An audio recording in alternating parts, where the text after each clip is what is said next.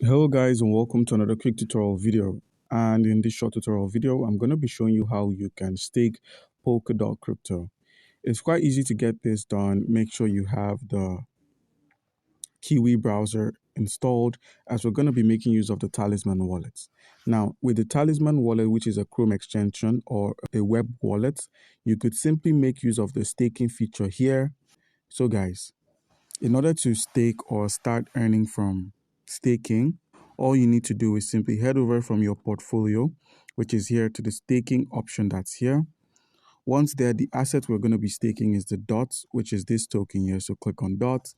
The account is already the Polka wallet, which is our main account. Once you've done this, simply click on the stake option, enter the amount you wish to stake.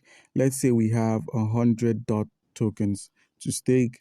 We're going to be staking on the Talisman pool and an estimated earning of $78.07 from this particular staking option.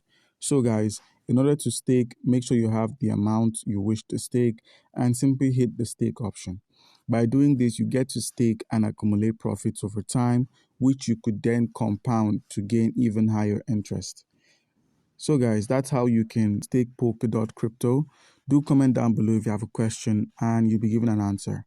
Thank you.